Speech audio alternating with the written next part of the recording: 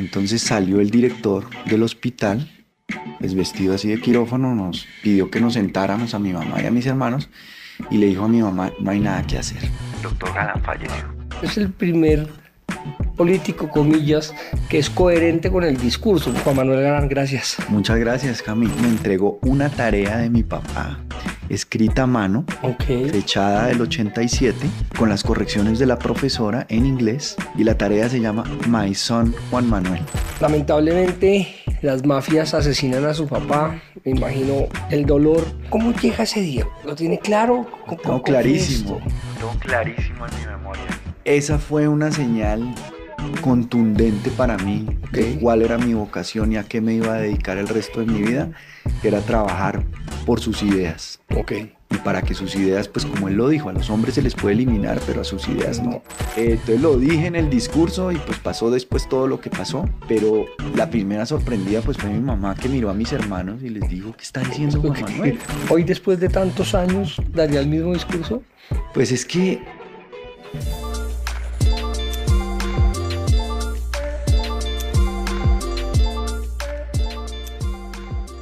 Señores, bienvenido otra vez a Yo Camilo.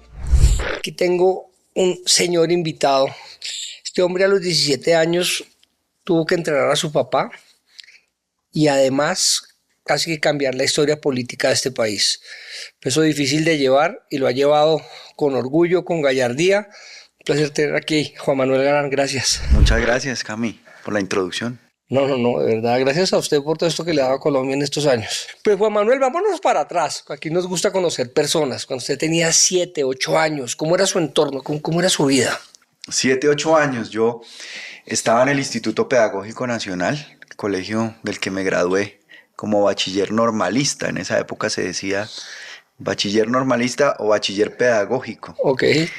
Y eso fue muy interesante porque era un colegio donde uno podía escoger a partir de séptimo si se iba por el bachillerato clásico o el bachillerato pedagógico. Era una cosa como técnica, ¿cierto? Para ser maestro. Porque como el colegio depende de la Universidad Pedagógica Nacional y lo fundó la segunda misión de educación alemana, la doctora Franziska Radke, el colegio era un centro de experimentación de nuevas técnicas pedagógicas. Y la mayoría de los alumnos, es un colegio público nacional, venían de la Universidad Pedagógica Nacional, hijos de los maestros de la Universidad Pedagógica Nacional. Entonces yo hice prácticas en el colegio, en segundo primaria y en quinto de primaria, enseñando todas las materias, siendo maestro.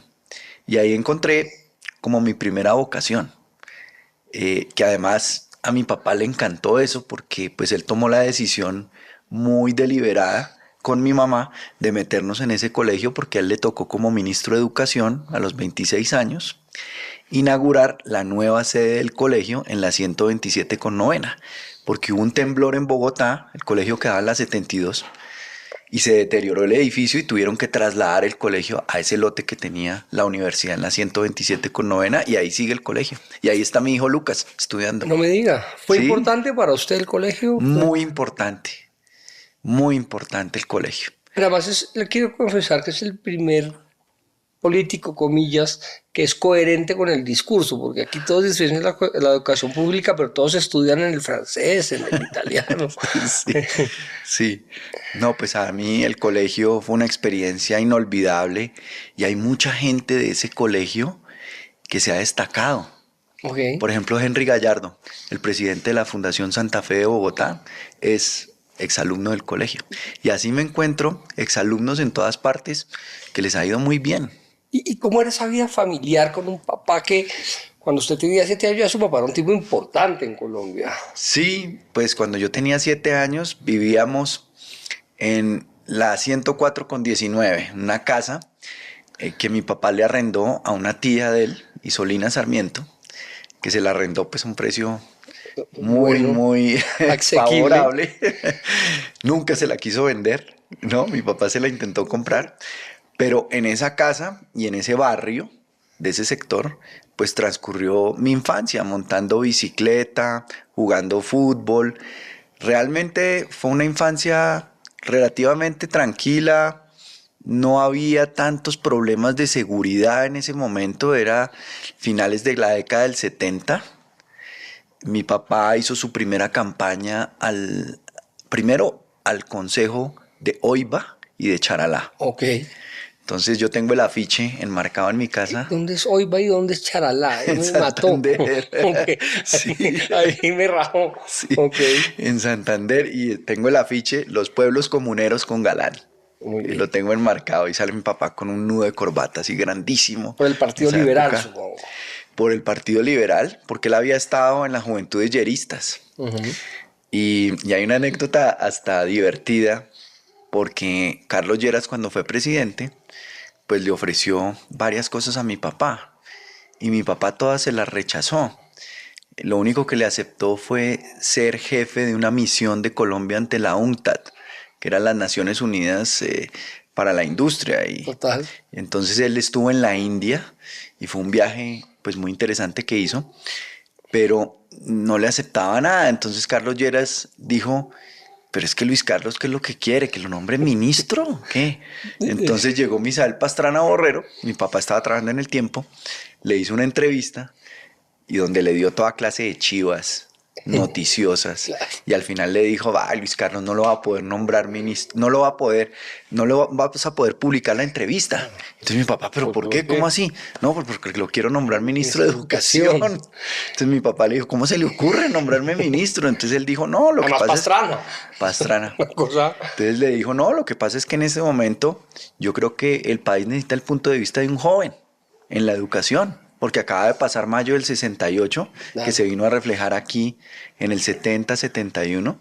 Mi papá le quemaron el carro en la Universidad Nacional y otro carro también lo estrelló en una curva que le dicen la curva Galán llegando al Socorro, donde se fracturó una pierna. Entonces creo que le salió bastante costoso en términos de vehículos al Ministerio de Educación los 2 años de ministro de mi papá. Claro. ¿Y usted tiene recuerdos de eso o es una historia contada? Pues sí, tengo recuerdos de la casa, de la campaña del 78 al Senado, que mi papá hizo por Santander, donde con Alfonso Valdivieso se compraron en compañía. Primos hermanos. Okay. Sí, Alfonso Valdivieso es hijo de una hermana de mi abuela. Okay. Y se compraron en compañía un Renault 6 rojo. Pero ese Renault 6 no aguantaba las carreteras y el estado de las carreteras por Santander. Entonces les tocó cambiarlo. ¿Pero aquí, cierto? Sí, aquí. Sí. Les tocó cambiarlo por un Daihatsu blanco, carpado, de eje rígido. Entonces mi papá se iba todos los fines de semana a recorrer las carreteras de Santander. Y al final de la campaña casi termina parapléjico. De verdad. Porque la espalda se le acabó. Eso es rígido de verdad. No, es tenaz. Yo monté en ese carro con él. Recuerdo una vez por Pescadero, ¿no? El cañón del Chicamocha, que es una cosa bellísima, pero pues una carretera en esa época muy peligrosa porque era muy angosta.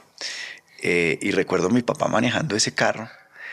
Regresando a Bogotá, se varó una vez en Chocontá, le tocó pasar la noche. Bueno, muchas anécdotas de esa campaña. O sea, que usted ya de chiquito acompañaba a su papá al tema político, digamos. Mi papá me llevaba a las giras y luego, cuando mis hermanos crecieron, nos turnábamos las giras. A mí me tocó mucho la costa Caribe. ¿Por qué? ¿Por escogencia propia o porque su papá decidió que el grande era el que viajaba lejos? No, pues porque en ese momento del colegio, pues yo no tenía tanto trabajo en el colegio, claro. Porque después con el bachillerato pedagógico me tocaba preparar las clases, las prácticas, y eso me tocaba mucho tiempo, me demandaba mucho tiempo. Entonces, en esa época pude acompañarlo a la costa Caribe. Entonces yo me hice Sucre, Bolívar, Atlántico, La Guajira, Córdoba, todos los departamentos. Usted sí ha recorrido Colombia desde chiquito, digamos. Desde muy niño, además en esas avionetas, en donde mi papá salía de gira con Ernesto Suárez, con Hernando Corrales y con Ernesto de Lima, que tenían avionetas y se las prestaban. Claro. Y entonces recorrían. Y esa vaina se mueve, eso es fatal. Claro, por lo menos eran bimotor, ¿no? Claro. Entonces, pero recuerdo una anécdota aterrizando en María la Baja, donde pues había ganado en la pista. Entonces la avioneta hacía 2 sobrepasos Una... para que quitaran las vacas de la pista y pudiera aterrizar la avioneta. Nos tocó todos esos anécdotas. ¿Usted miedo al avión ni poquito, pues? No, miedo al avión no, pero pues ya lo pienso 2 veces a la hora de montarme en aviones. Y cuando se estaba graduando el colegio, en ese momento, ya se veía, bueno, claro, es que a usted le tocó, digamos, su historia es bien diferente a la de el mundo normal, pero pongámonos antes de la muerte de su papá, ¿usted ya se imaginaba en la política? ¿Era un sueño? ¿Se veía ahí o todavía no tenía claro? No, yo no me veía en la política, aunque yo siempre he sentido como una vocación de ayudar a la gente. Desde muy niño, inclusive tengo una cosa enmarcada que es un recuerdo, que es como un tesoro que guardo de mi papá, que en el momento más álgido de las amenazas, a mi papá le tocó salir volado para Cambridge, para Inglaterra, para Oxford, cuando lo amenazaron. ¿A estudiar? ¿A prepararse más? Pues a estudiar inglés, porque la gran frustración de mi papá era que de joven nunca aprendió inglés, porque él estuvo en el colegio americano y luego pasó al colegio Antonio Nariño. Okay. Y nunca tuvo la oportunidad, digamos, de salir, de estudiar inglés. Entonces él se sentía muy frustrado por no saber inglés bien y nos decía que había que estudiar inglés, que había que estudiar inglés y nos mandaba temporadas al exterior de 3 meses, donde una tía que vive en Washington, luego me mandó a Inglaterra a los 15 años a estudiar inglés, a trabajar en un restaurante, trabajé como mesero, como lavaplatos, como todo. Muy, muy interesante la experiencia. Pero entonces en esa volada, donde se quedó en la biblioteca de Malcolm Dees, la policía del Scotland Yard allá le puso un timbre. Le dijo, bueno, si hay una emergencia, usted timbra. Entonces él estuvo estudiando inglés y pasaron los años después de su asesinato y la secretaria de él, Lucy Páez, me dijo, le tengo una cosa que encontré. Entonces yo, sí. Entonces me entregó una tarea de mi papá, escrita a mano, fechada del 87, con las correcciones de la profesora en inglés, y la tarea se llama My Son Juan Manuel. No puede ser. Y me describe en una página cómo lo escribía, me veía, cómo era mi personalidad. Esa descripción, Entonces, ¿se acuerda? ¿La tiene como en la cabeza? Sí, me hace primero la descripción física de cómo era mi físico y de mi personalidad. Entonces dice que yo era muy generoso, que hiperactivo, impaciente. Siempre me han encantado las máquinas. O sea, máquinas se refiere mucha curiosidad por todo lo que son máquinas de motor. Los carros, los aviones, todo eso siempre me ha despertado mucha curiosidad. Entonces él decía ahí que me encantaba manejar el carro, que me encantaba lavar el carro, desbaratarlo, volverlo a armar. Entonces, pues lo tengo ahí enmarcado. Si usted lee esa carta hoy, ¿lo sigue escribiendo hoy o ha cambiado mucho? Sí, todavía en muchos rasgos. Y le mete la mano al carro mecánico. No, ya no, uno abre ese capó, eso no se entiende nada. Pero me encantan los carros viejos. ¿Y tiene? Tengo, sí. Tengo por ahí un carrito viejo. Y los va... Los remodelas, los pone al día. Los restauro, entonces me meto a internet, busco la pieza, no la encargo, llega la pieza, me voy al taller, hablo con el mecánico. Es una afición bonita porque pues es una afición donde uno tiene contacto con una gran diversidad de gente. Bueno, lo llevo un momento que quisiera no llevarlo, pero me toca. Y es, lamentablemente, las mafias asesinan a su papá. Me imagino el dolor. ¿Cómo llega ese día? ¿Cómo lo tiene claro? Lo tengo clarísimo, lo tengo clarísimo en mi memoria. Eso no se me va a borrar nunca. Claro. Eso fue un viernes, yo estaba en el colegio, terminé el colegio como hacia las 2, 3 de la tarde. Estaba en sexto, me imagino. En 11. 11, lo que llaman hoy 11. Sí, estaba en ese momento pues pensando en el servicio militar, pensando en la universidad, tomando pues esas decisiones que uno empieza a tomar en ese momento. Era un viernes como a las 2 de la tarde, la última clase que tuve fue una clase de química y de ahí pues salí para la casa. No salí para la casa. La verdad, la orden de mi papá y de mi mamá era que del colegio a la casa. Claro. ¿Y esto era escoltado, me imagino? ¿O? Sí, pues en ese momento ya carro blindado y pues no podíamos ir en el bus del colegio, que pues hasta cierto momento íbamos en el bus del colegio, normal. Entonces esa tarde yo convencí al conductor de que me llevara a la casa de una niña que me gustaba, que yo quería visitar.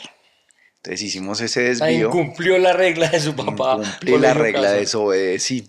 Entonces me fui para la casa. En esa época pues ni celulares ni nada existía, ¿no?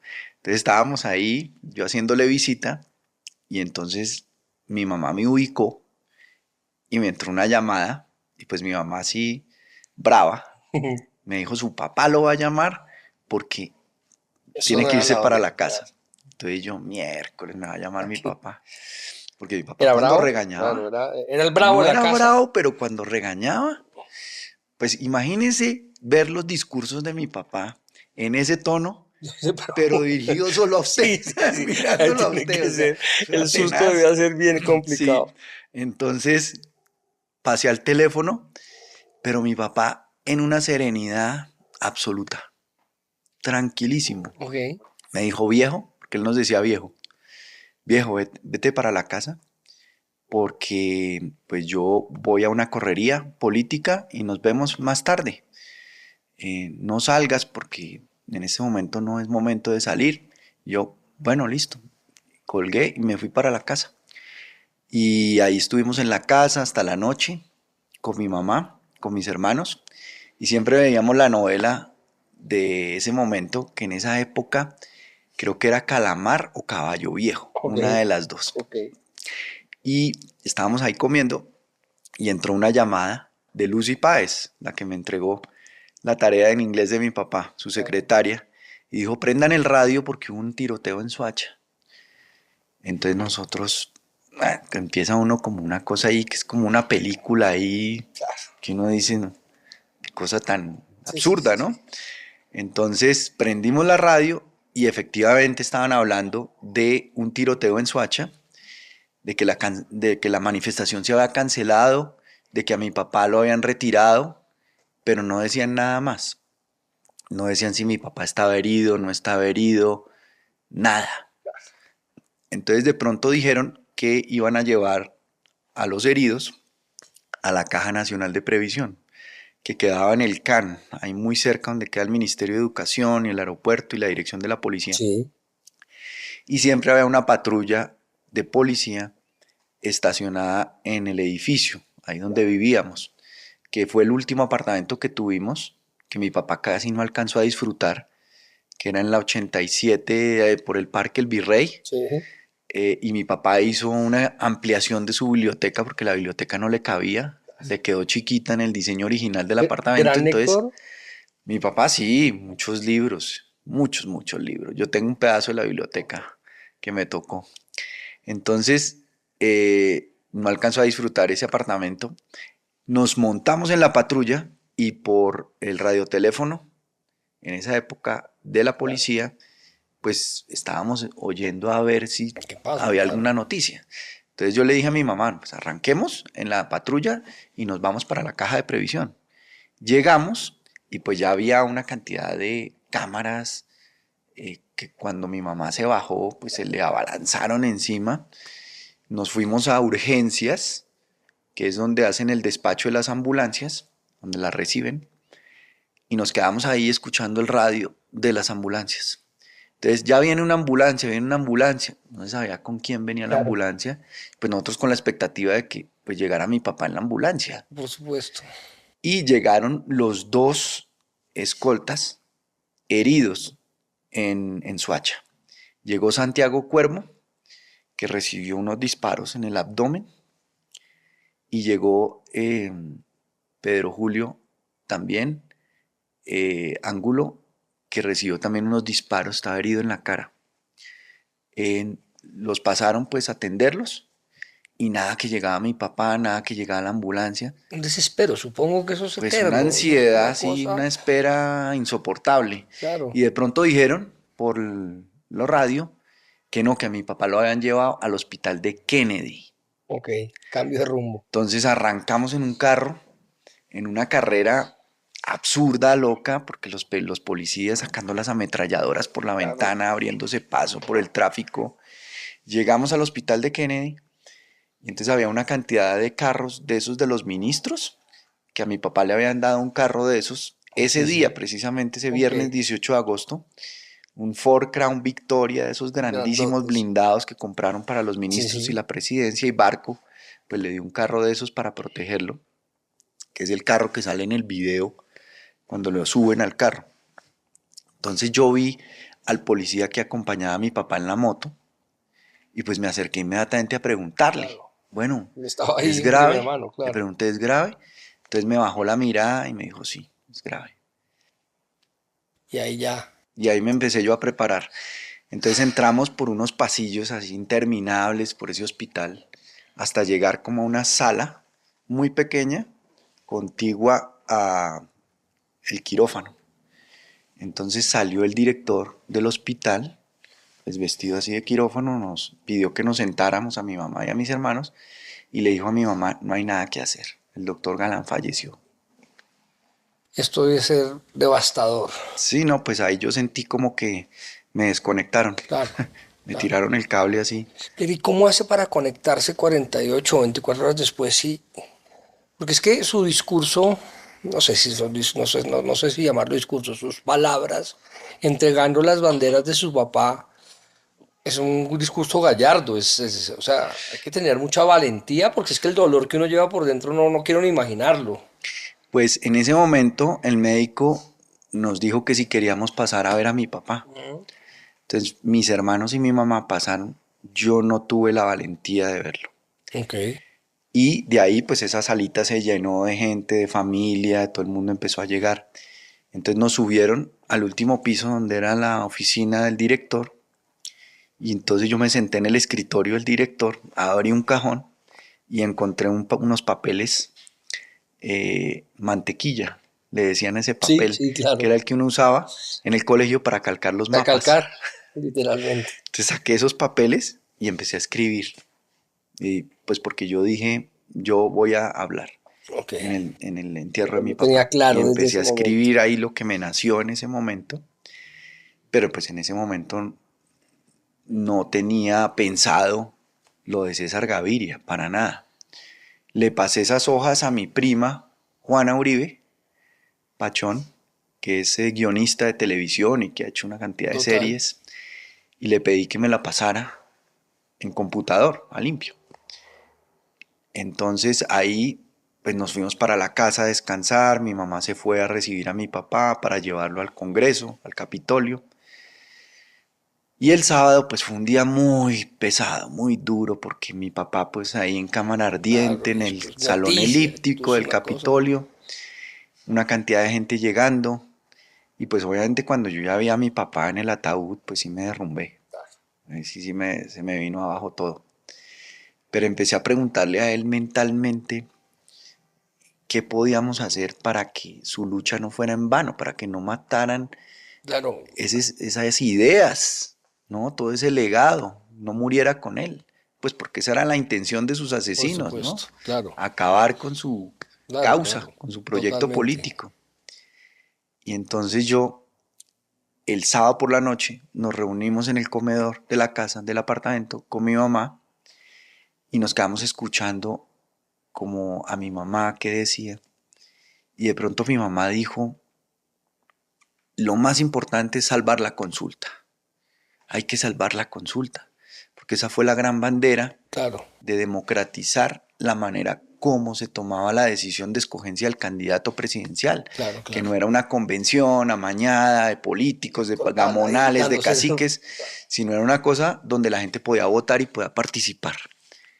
Y entonces ella de pronto dice, el que tiene que salvar la consulta, o sea, nunca dijo que fuera candidato ni nada, pero el que tiene que salir a hablar para defender la consulta es César Gaviria, que en ese momento era el director del partido, perdón, de la campaña ¿Y eran presidencial. cercanos a la familia? O sea, ¿César Gaviria para usted era un tipo familiar o no? ¿Era un tipo que Pues trabajaba los con su últimos papá? 6 meses de la vida de mi papá fue un tipo cercano porque se la pasaba en mi casa Claro. todo el tiempo y todo el tiempo interactuábamos con él. Y hicieron como una dupla muy interesante con mi papá, se entendieron muy bien, empezaron a trabajar porque se complementaban. Es decir, César Gaviria tenía muchas cosas que no tenía mi papá, viceversa.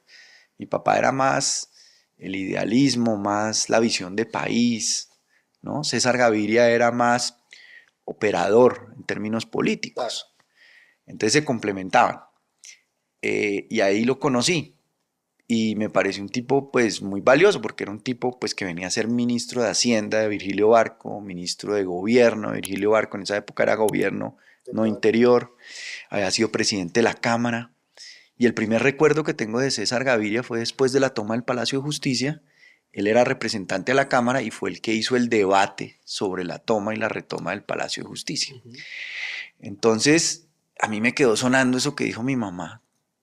Y yo dije, no, pues eso es lo que hay que decir en el entierro. Es decir, que César Gaviria asuma la candidatura. O sea, esto fue una cosa en la mesa del comedor de familia. Esto no fue un consenso político con dos consejeros políticos diciendo no. No, y fue una cosa que yo pensé solo. Que ni siquiera se la dije a mi mamá, ni a mis hermanos, ni nada. Porque dije, esto no se lo puedo decir a nadie porque si no se daña. Así lo pensé, pues a mis 17 años, claro. ¿No? Entonces lo dije en el discurso y pues pasó después todo lo que pasó. Pero la primera sorprendida pues fue mi mamá, que miró a mis hermanos y les dijo, ¿qué está diciendo Juan Manuel? ¿Esto qué es?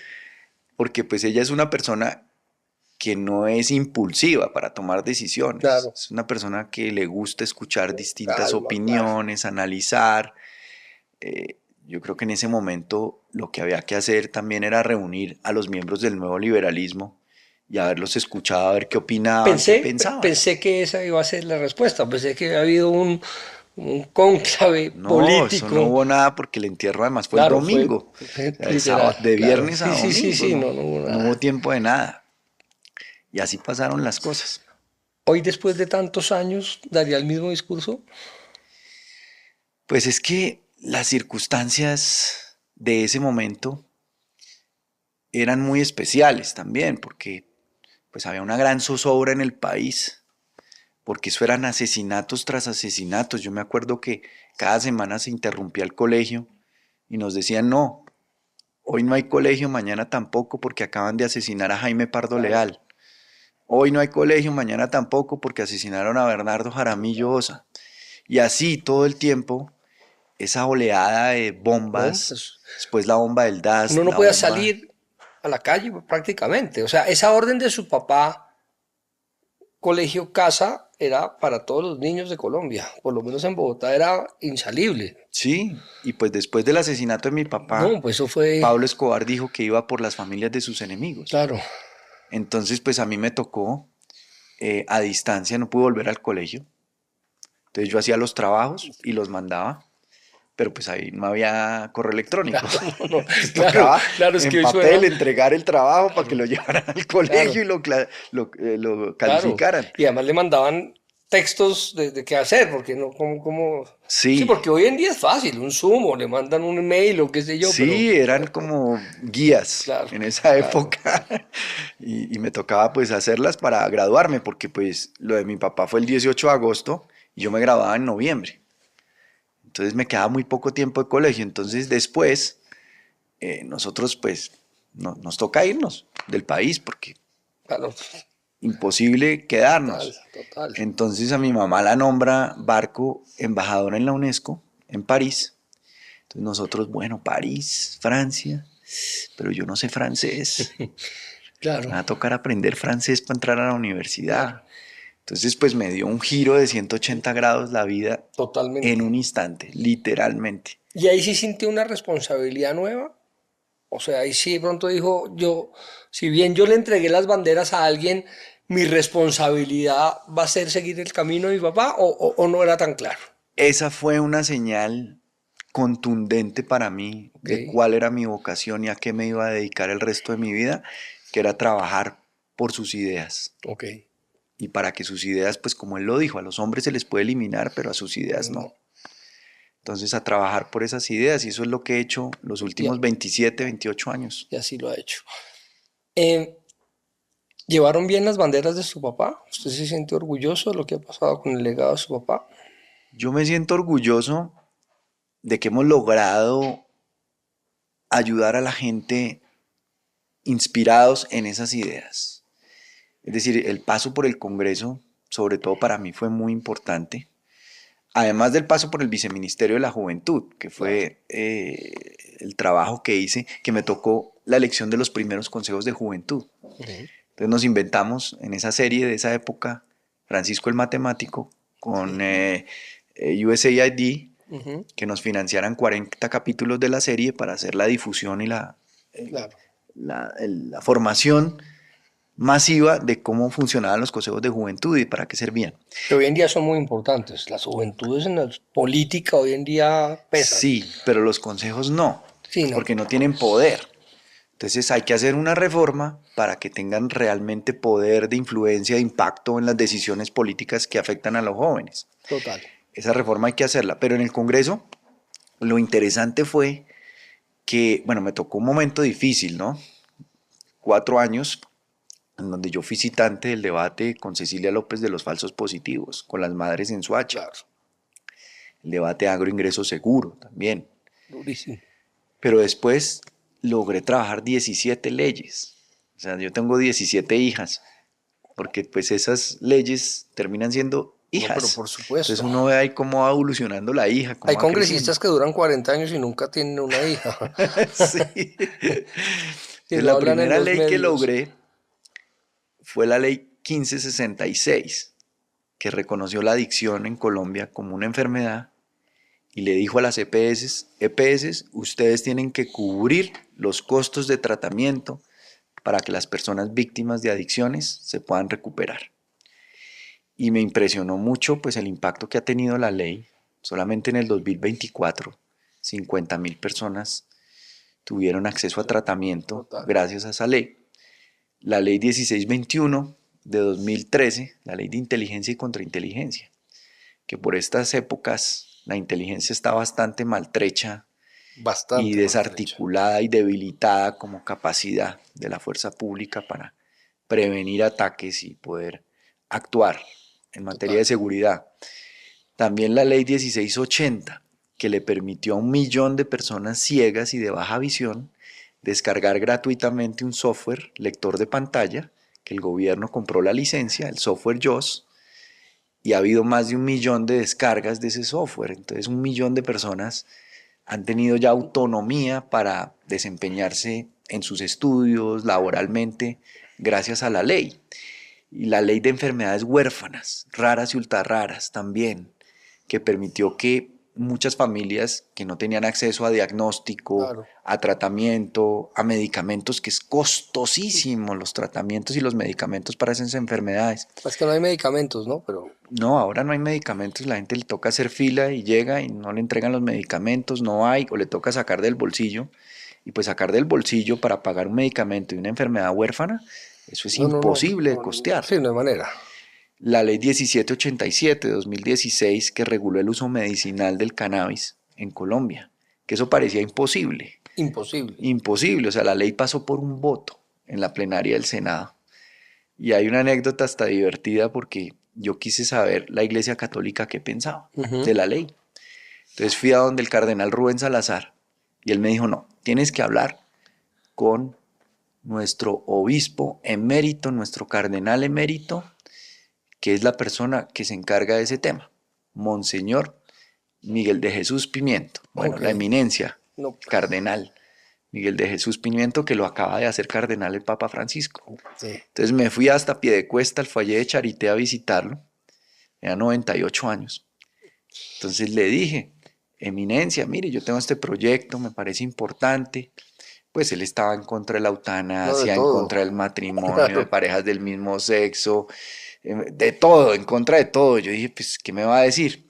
Entonces me dijo, no, mándamelo a mi correo electrónico, yo lo miro y yo después te digo qué opino. Okay. Yo, bueno, se lo mandé. Bueno, pero no lo cerró, yo no hubiera pensado que lo hubiera hecho ni loco, ¿qué le pasa? Entonces pasamos los 3 debates de la ley, último debate plenaria del Senado.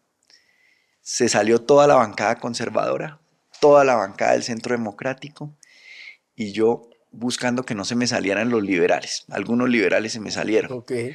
Entonces llegó el día de la votación en plenaria y el día anterior yo llamé al cardenal Dije, bueno, cardenal, necesitamos que usted se pronuncie, entonces lo va a llamar Julio mañana y usted dirá lo que tenga que decir. Entonces lo llama Julio, le pregunta, bueno, cardenal, usted sabe que hay un proyecto de ley que busca regular el uso medicinal de la marihuana, del cannabis, ¿usted qué piensa? Entonces el cardenal llega y dice, la marihuana es un regalo de Dios. Lo importante es el uso que nosotros le damos a ese regalo de Dios. Le podemos dar un buen uso o un mal uso. Y yo dije, uy, no. No, ya, listo. se aprobó esta vaina. Y entonces, votación, y pasó por un voto. El voto de Juan Manuel Corso Román, que tenía problemas de epilepsia. Entonces un día me dijo, o sea, cuando tenía esos ataques, la gente pensaba que le estaba dando un infarto, entonces lo cogían a golpes, ¿no? Claro. Entonces yo le dije, ¿usted no ha intentado con cannabis? Porque pues, para la epilepsia refractaria, sobre todo, el cannabis ayuda a controlar, sobre todo el CBD, ayuda a controlar las convulsiones. Intentó con las gotas y le funcionó. Entonces pide la palabra Juan Manuel Corso Román y dice, yo voy a votar este proyecto positivamente porque yo sé cuál es el impacto y de qué se trata este proyecto. Y contó su historia y por ese voto pasó la ley. Maravilloso. Sí. Tiene 17 hijas o hijos. Si pudiera tener 3 más, ¿qué escogería? ¿3 más? Sí. ¿Tiene alguno en la cabeza que diga, esto es necesario, Colombia necesita? Una reforma política, pero muy focalizada en el sistema de financiamiento de las campañas y de los partidos. ¿Estatal? Puede ser mixta, pero que sea por encima de la mesa, que sea transparente, porque no solamente es perseguir la financiación ilegal a través de pues, todo eso que vemos, de financiación del narcotráfico. Y en todas las campañas. En y todas no pasa las nada. campañas, sí. O en efectivo, ¿no? Pues que se financian en efectivo para comprar los votos. Pero cuando uno va al sistema financiero, a los bancos, yo he hecho 4 campañas nacionales y siempre las he financiado pues con préstamos en los bancos. Pero uno va al banco a pedir que le presten y eso es un calvario. No, pues calvario. Lo mandan a uno al subcomité del comité de no sé qué y nunca le aprueban el préstamo o se lo aprueban muy tarde. Claro. Entonces, yo sí creo que ese es uno de los meollos del problema de la cultura política, de la manera de hacer política, que es la financiación. Entonces, esa reforma yo creo que sería absolutamente vital hacerla. Otra reforma que yo haría es simplificar el estatuto tributario. El estatuto tributario es un nido de anzuelos y siempre le cargan más impuestos a la misma clase media empresarial, a las micro, pequeñas empresas. Total. Ahí creo que hay que hacer una reforma para simplificar el estatuto tributario y facilitarle a las empresas y al contribuyente pagar los impuestos, pero además saber para dónde se van sus impuestos. Claro. Porque no hay nada más oculto, opaco, que el presupuesto nacional. Nadie sabe, ni siquiera los congresistas que lo votan, qué hay en ese presupuesto. Además que hoy es de verdad grande. Que los números actuales del Estado son absurdos, 550.000, eso es una cosa impensable. Pero además... Pero además no alcanza la plata para nada. Una reforma tributaria que está haciendo el actual gobierno para pedirle a la gente que financie clientelismo es solo y órdenes de prestación de servicios militantes, ideologizadas, total, que es lo que estamos viendo. Eso fundamentalmente. Lo otro que yo haría es sentar las bases de los proyectos de país. O sea, Colombia no tiene proyectos de país desde la década del 70 del siglo pasado, cuando la misión Courier creó el UPAC. Explíqueme qué quiere decir con proyectos de país. Proyectos de país es proyectos que no son de gobierno, sino con un alcance mediano al 2050.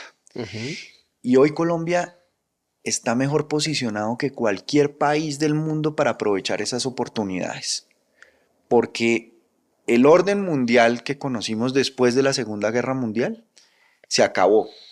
La globalización, el orden de la globalización, total, también. Hoy estamos a puertas de un nuevo orden. Y ahí Colombia tiene grandes oportunidades, que no la tiene cualquier país. Primera oportunidad, la energía. Es increíble que Colombia esté, digamos, penando por energía cuando tenemos agua, gas en la tierra y gas en el mar, hidrocarburos, petróleo.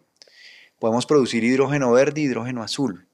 Podemos generar energía geotérmica, biogás, biometano. Podemos incursionar en lo nuclear. O sea, podemos ser un gran hub de energía.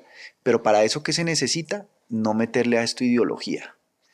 Se necesita continuidad, seguridad jurídica, que los gobiernos no toquen esos proyectos y le den continuidad. Necesitamos una seguidilla de 6, 7 gobiernos que le den continuidad. Segunda oportunidad que tiene Colombia, la industria competitiva. ¿Cómo se ha desarrollado la industria en Colombia hasta hoy? A punta de tenacidad y de subsidios. En las montañas, cuando deberían estar en las costas. En el Caribe, por ejemplo, donde transportar un contenedor desde el Caribe colombiano hasta Estados Unidos por el Golfo de México es más competitivo que transportarlo en ferrocarril desde México hasta Estados Unidos. Pero con el precio de la energía es imposible. No hay manera de tener una empresa seria en la costa con el precio de la energía actual. No, las tarifas de energía de la costa. Es decir, si se prenden todas las grúas de los puertos del Caribe colombiano, se queda sin luz la costa. Porque falta infraestructura, falta generación, hay que reducir la tarifa, pero de manera inteligente, de manera disciplinada.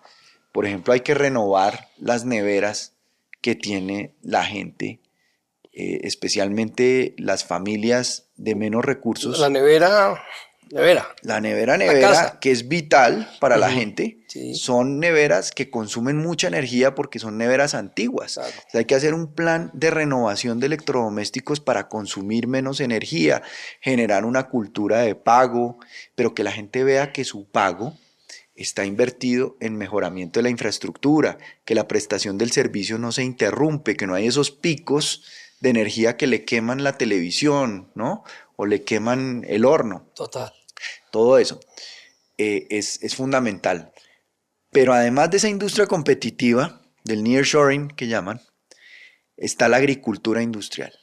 Es decir, toda la Orinoquía y la Altillanura, que es un cuarto del territorio nacional, que no hemos tocado, lo podemos convertir en una gran fábrica de comida. Es decir, Colombia es el único país que no produce su comida. El pollo que nos comemos en Colombia es un pollo importado, porque toda la comida que se le da a ese pollo, el maíz, todo, es importada. Entonces, el modelo de Mato Grosso en Brasil es muy interesante y es aplicable en la Orinoquía colombiana. En el año 2000, Mato Grosso, entre impuestos municipales, estatales y federales, recaudaba $200 millones. Era el estado más atrasado de Brasil, el más desigual. Hoy, Mato Grosso recauda $9.600 millones. Es el estado más rico de Brasil, el número 1, el que ha sostenido un crecimiento de 2 dígitos de la agricultura industrial en Brasil, y Brasil es el primer exportador mundial de alimentos. En Colombia lo podemos hacer. Claro, eso es un proceso que tarda años, porque es una tierra vieja, compacta, que hay que alcalinizar primero que todo, pero la cal que permite alcalinizar la tierra se puede traer del Huila, y la primera cosecha da pérdida, la segunda menos pérdida, la tercera punto de equilibrio, y a partir de la cuarta y quinta se empieza a generar ganancia. Pero necesitamos también, pues obviamente, desarrollar toda esa zona, repoblar esa zona, y es un proyecto de país. El otro proyecto de país es la vivienda. Nosotros necesitamos también construir vivienda, y eso es un jalonador de la economía. El déficit de estos últimos 4 años es absurdo. Pues se acabó con algo que funcionaba, que era mi casa ya. Es decir, la regla de oro en la política y en la vida es que lo que funciona no se toca. Tal cual. Y mi casa ya estaba funcionando para la vivienda de interés social, la vivienda de interés prioritario, y la acabaron. Ese es otro proyecto de país. El turismo, por ejemplo, en toda la zona del Chocó, en toda la zona también del eje cafetero, hay un gran potencial de desarrollo turístico, de experiencias turísticas novedosas, el avistamiento de aves. Colombia es número 1 en biodiversidad de aves. No más, me decían, no más en el Valle del Cauca hay 2.000 especies de aves. En total hay 4.000 especies. Entonces es un paraíso para los que les gusta venir a observar las aves. Necesitamos guías turísticos bilingües, infraestructura para todas esas experiencias biodiversas en turismo. La infraestructura es otro jalonador, otro proyecto de país que podemos tener. Se paró la infraestructura en Colombia. Pues se pararon las APPs. 3 años y medio quietos, simplemente no se hace hace nada. La APP número 1 del país era el sistema de salud, alianza público-privada, y estaba funcionando en 2 temas fundamentales: cobertura prácticamente universal y protección financiera para las familias, porque el gasto de bolsillo es el más bajito en promedio con la OCDE. Y el otro proyecto es la minería. Aquí tenemos tierras raras, aquí tenemos cobre en los Andes, tenemos oro, tenemos una cantidad de minerales que sosteniblemente, responsablemente desde el punto de vista ambiental y social se pueden explotar. Ese es otro proyecto de país. Y el otro es la inclusión financiera. Por ejemplo, las fintech, todo el combate al gota a gota, la disminución del uso de efectivo, todo eso también tiene una correlación con la pobreza. Entonces fíjese usted que hay una cantidad de vertientes, de oportunidades que en el mundo de hoy tiene Colombia para materializar su riqueza y para producir crecimiento económico, riqueza, porque a punta de reformas tributarias cada 18 meses, que hemos hecho 21 reformas tributarias desde el año 91, desde la Constitución, pues ese modelo ya no sirve, ese modelo se agotó. ¿Hay que disminuir el Estado, Juan Manuel? Hay que disminuir el Estado central, okay, no el Estado territorial, porque el Estado territorial no existe. Hoy en el Chocó, el que funge como Estado es el Clan del Golfo. Es el que dice quién se puede mover, quién puede entrar, quién puede salir, el que pone las vacunas, el boleteo, el que imparte, entre comillas, justicia cuando hay disputas. Entonces, el Estado hay que construirlo en el territorio, pero disminuir el Estado central. Todas esas órdenes de prestación de servicios, que es una forma de esclavitud moderna, las órdenes de prestación de servicio. Porque es que en la práctica, esos contratos que le dan a la gente, se los dan por votos. Ah, pero usted me tiene que entregar mensualmente tanta plata de lo que se gane. Y usted tiene que llevarme gente a la reunión política. Pero no pasa nada, no vea rasero. Se lo han demostrado con chat, no pasa nada, es que aquí no pasa nada. Bueno, pues hay que Pero me pone 2 temas interesantes. Seguridad. Cuando usted me dice que el Clan del Golfo es el que lidera alguna parte del país, es porque no hay seguridad. ¿Cómo va a recuperar la seguridad de este país? Bueno, la seguridad hay que recuperarla primero dándole capacidades a la fuerza pública. Y ahí hay que recuperar 2 cosas como prioridad en los primeros 100 días de gobierno. La movilidad, porque una fuerza pública, un ejército que no se puede mover, pues es un ejército que no existe. Los helicópteros, hay que recuperar la flota de MI-17, que es la columna vertebral de transporte de tropa, que está prácticamente toda en tierra por falta de repuestos, mantenimiento y presupuesto. Los Black Hawk y los Arpías, que son los helicópteros artillados que tienen el poder de fuego. Hay que diseñar una nueva estrategia, porque las condiciones de la seguridad en Colombia y en el mundo han cambiado, con los drones, con la guerra tecnológica, eso ha cambiado. La misión fundamental de una campaña militar en los primeros 100 días de gobierno tiene que ser la protección de la población, porque hoy la población está instrumentalizada, intimidada por esas organizaciones, y las azonadas que hemos visto contra los soldados y la fuerza pública es esa instrumentalización de la población. Pero hoy no podemos reciclar fórmulas de seguridad del pasado. Hoy hay que innovar con ideas disruptivas. Por ejemplo, la seguridad hoy es multidimensional. Hoy lo que necesitamos también llevar es la presencia integral del Estado al territorio. Y yo lo que quiero hacer como presidente en los primeros 100 días es lanzar un programa de obras por impuestos para financiar a los batallones de ingenieros militares, que desde hace décadas construyen vías terciarias, hacen desminado, atención y prevención de desastres, pueden construir los acueductos, los alcantarillados, mejorar la infraestructura educativa, de salud, para que la gente vea que la fuerza pública llega no solamente en una lógica militar, combativa, a ayudar, de monopolio a sumar, de la fuerza, sino a construir de la mano de la gente lo que la gente ha estado esperando desde hace décadas, que es la presencia del Estado. Entonces, el Estado central, sí, hay que reducirlo en tamaño burocrático, en derroche, en gasto improductivo, pero hay que dirigir recursos a construir el Estado territorial y las capacidades institucionales. Mire que más del 90% de los municipios de Colombia son de sexta categoría. No tienen presupuesto siquiera para financiar una consultoría y estructurar un proyecto de inversión. Las regalías hay que redireccionarlas a proyectos realmente de impacto social y no seguir construyendo elefantes blancos. El sistema de los OCAT es que las regalías se pierden, las regalías se esfuman. No se ven. Entonces, la manera de verlas es, por ejemplo, direccionar esos recursos a financiar los batallones de ingenieros militares, la construcción de infraestructura de política social, de presencia del Estado territorial. Eso es lo que nos va a garantizar una seguridad sostenible, sostenida en el territorio. 300.000 hectáreas de coca. Bueno, para eso también tengo un plan. A ver.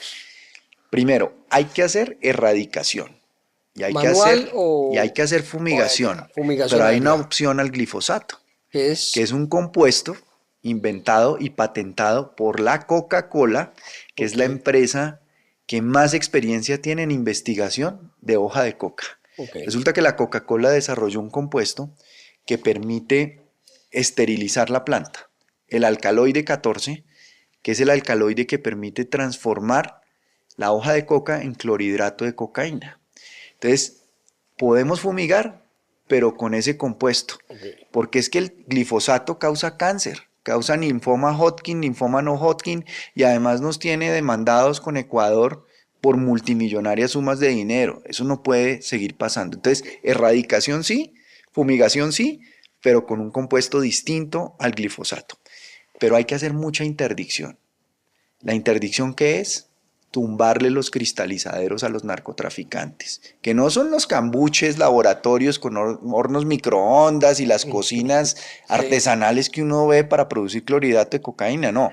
Los cristalizaderos son centros de acopio de cocaína con químicos farmacéuticos, o sea, eso es muy sofisticado. Sí, toda una multinacional. Claro, entonces cuando se le cae un cristalizadero a una estructura criminal, eso sí les duele en sus finanzas.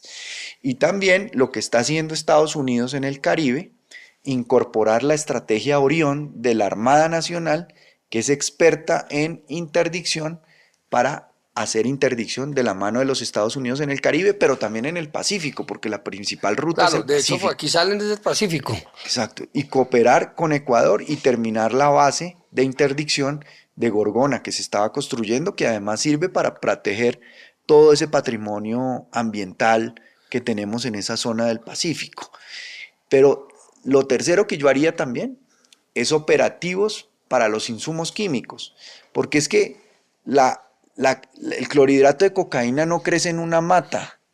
Claro. O sea, el clorhidrato de cocaína se produce con gasolina, cemento, éter, acetona, permanganato de potasio. Esos precursores químicos, ¿de dónde vienen? Claro, tienen que llegar. El éter y la acetona es importado, no lo producimos acá. Entonces hay que desarrollar operativos para controlar esos insumos y precursores químicos. Y el cuarto punto de la estrategia es inteligencia financiera. Ya la guerra contra el narcotráfico no es solamente a punta de bala, a punta de soldados y policías en operaciones, sino a punta de inteligencia financiera, de los circuitos de lavado de activos, de cómo lavan dinero deforestando y metiendo ganado en esa tierra, cómo lavan dinero a través de los Airbnb en Nariño, cómo lavan dinero a través del contrabando, sacan cocaína y traen contrabando. Entonces es un negocio redondo, por punta y punta ganan. La UIAF, que es la Unidad de Información y Análisis Financiero, que es el organismo de inteligencia del Ministerio de Hacienda, tiene 32.000 millones de pesos de presupuesto. El Ministerio de la Igualdad tiene 2 billones, 2 millones de pesos. ¿Cómo vamos a hacer inteligencia financiera contra organizaciones criminales que tienen cientos de millones de dólares de financiación? Entonces, ahí hay que poner un énfasis. Esa es la estrategia de esos puntos para golpear al narcotráfico. ¿Ese ministerio va a seguir en su gobierno? No, ese ministerio no sigue. Bueno, y el ministra, marica, no sé cómo es. ¿Ese seguiría? ¿Sería parte de su gabinete? No, tampoco. No. Y además vamos a tener estabilidad. O sea, eso de cambiar cada semana, cada tercer día un ministro. ¿Es importante para usted los pergaminos de las personas? ¿O simplemente... Para mí Pergaminos hablo de estudio, hablo de experiencia. Eso es importante, pero lo más importante es que sean personas, buenas personas. Okay. Personas que de verdad le duela la situación del país y que quieran ayudar, que tengan vocación de servicio. Eso me parece que es lo principal, lo primordial. Y claro, que tengan formación, capacidad de liderazgo, porque también se ¿Qué necesita... ministro de este gobierno estaría en su gobierno? ¿Alguien le gusta? ¿Alguien le parece chévere? Me gustaba la anterior ministra de Transporte, Ok. que tuvo una buena gestión técnica y fue reconocida en el sector de infraestructura y en el sector transporte como una ministra seria, una ministra que estaba haciendo la tarea, que hacía gestión, que ¿La justicia resolvía. anterior también era como seria? No sé, no tengo ni idea. La de Estoy pensando. justicia, sí, Sí, esa me gusta, que fue candidata también a la en la fiscalía. terna a la fiscalía. Excelente. Usted que tuvo, Ángela María Buitrago. Ángela María, usted que tuvo tío fiscal, ¿qué opina de la fiscalía hoy en día en Colombia? La fiscalía hay que hacerle una transformación. Mire, porque para lo que estábamos hablando de golpear las organizaciones criminales y la corrupción, ¿cómo puede funcionar esto? Si uno toma el ejemplo de Lavallato en Brasil y de Odebrecht en Perú, ¿por qué hubo condenas y por qué avanzó la justicia? Porque había equipos de 15 fiscales con dedicación exclusiva a desmantelar la red de corrupción, la estructura criminal, que tenían policía judicial, que tenían tecnología, que estaban coordinados con los jueces para avanzar en las condenas. Yo me encontré hace unas semanas en La Guajira con el fiscal de La Guajira y le dije, bueno, fiscal, ¿usted cómo está trabajando acá? Entonces me dijo, bueno, no, mire, yo tengo 3.800 procesos a mi cargo en mi despacho y tengo un auxiliar para trabajar en todos los 3.800 procesos, pero lleva 6 meses incapacitado por razones médicas. Entonces, ¿usted cree que con esas capacidades vamos a poder golpear a esas estructuras criminales? ¿Vamos a poder tener avances frente a la corrupción? Yo creo que la fiscalía hay que darle esa capacidad de tener equipos especializados, dedicados exclusivamente a desmantelar esas redes de corrupción. Es la única manera de golpear la corrupción y de perseguir la plata también. Por ejemplo, Eduardo Salcedo Albarán, que es un investigador, que tiene una fundación que se llama Vortex y ha trabajado mucho con Luis Jorge Garay.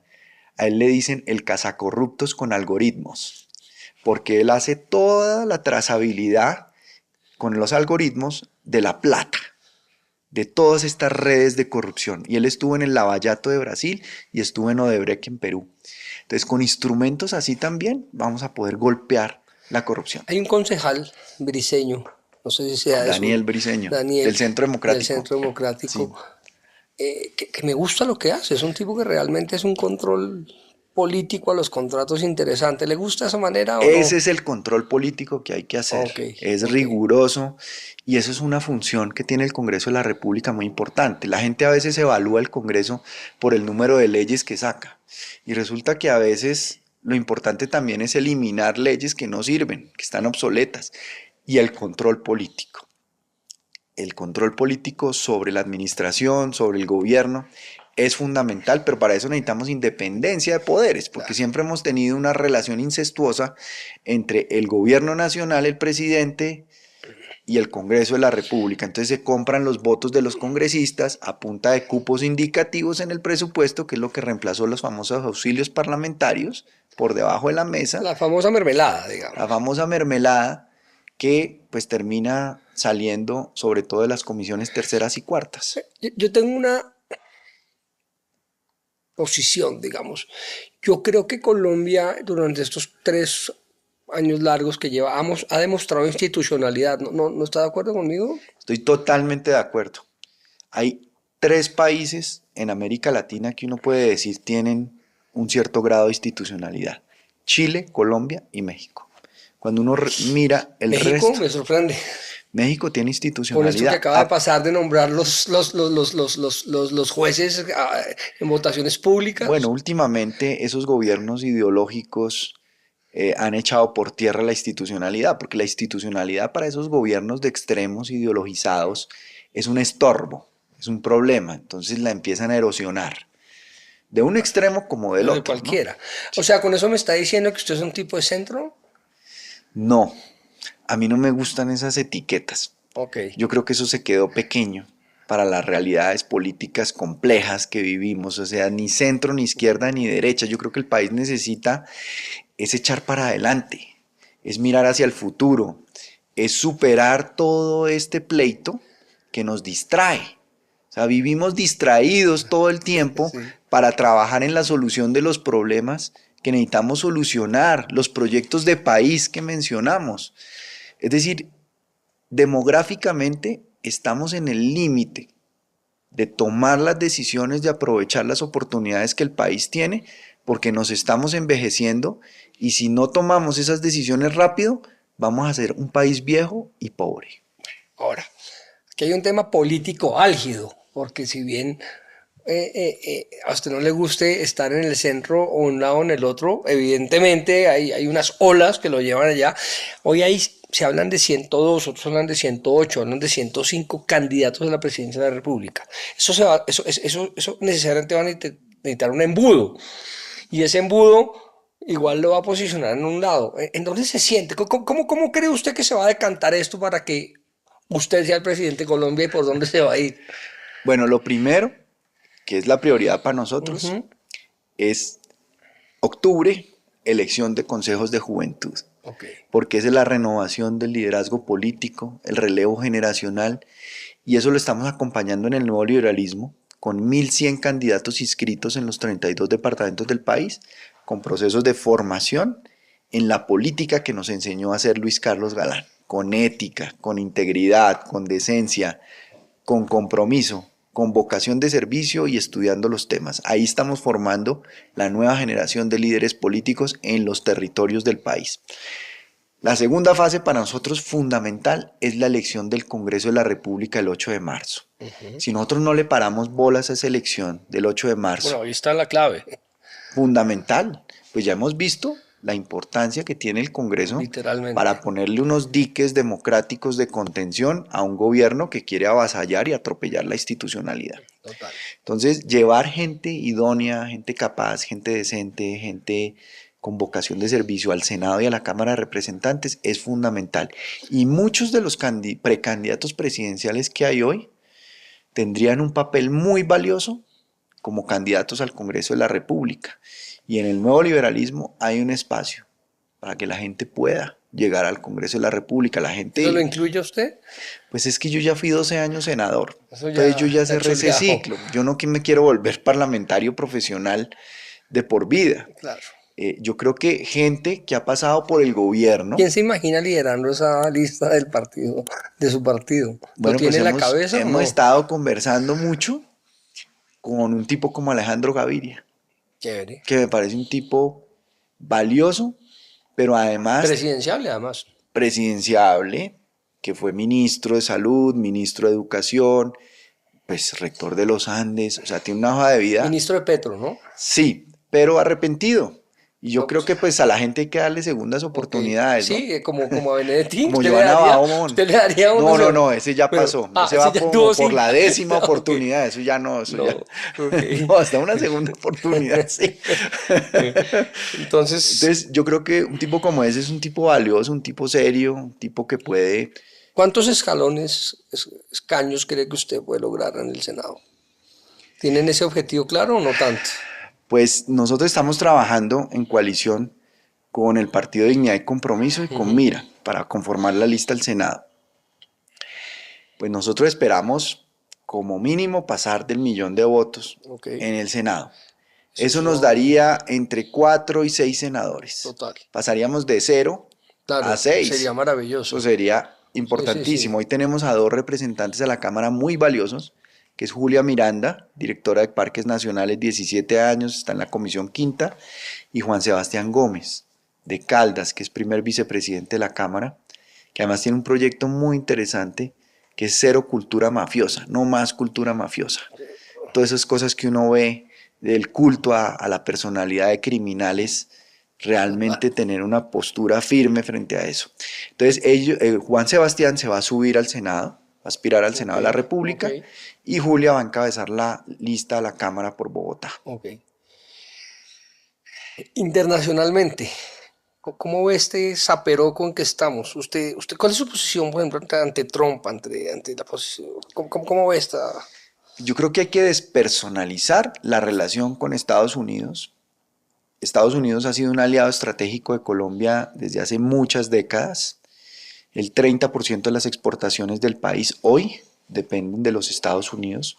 Las remesas, los colombianos que viven en Estados Unidos, que envían sus remesas acá, que viven de esa relación bilateral, eso no se puede poner en peligro así por un capricho ideológico, por una personalidad. Ahí hay que ser responsables con el interés de Colombia.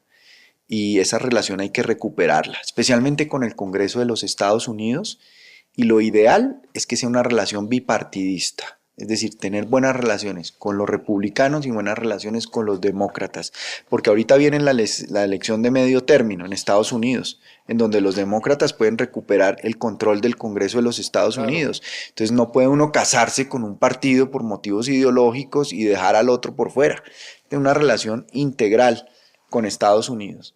Pero yo he dicho también que tenemos que recuperar las relaciones con muchos otros países. Yo sé que lo que está pasando en Gaza es terrible, es dramático, es una tragedia humanitaria, pero el no tener relaciones diplomáticas con Israel tiene unas consecuencias para la seguridad de los colombianos graves.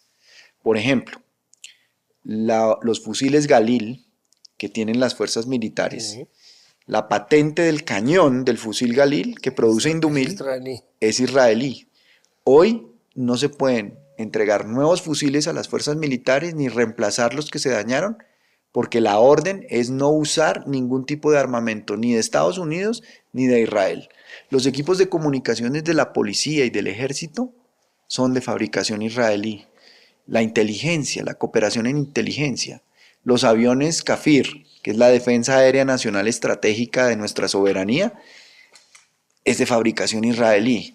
Pero pues aquí también hay que sumar capacidades de otros países, Reino Unido, Emiratos Árabes, Asia Pacífico, Japón, Australia, inclusive Corea del Sur, que es un país con el que tenemos también una excelente relación desde que Colombia contribuyó en la guerra de Corea con un destacamento de soldados.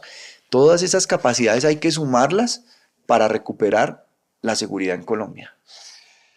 Pues yo duraría horas aquí, me quedan, no, imagínense, Ecopetrol, educación, muchos temas. Ecopetrol, auditoría forense.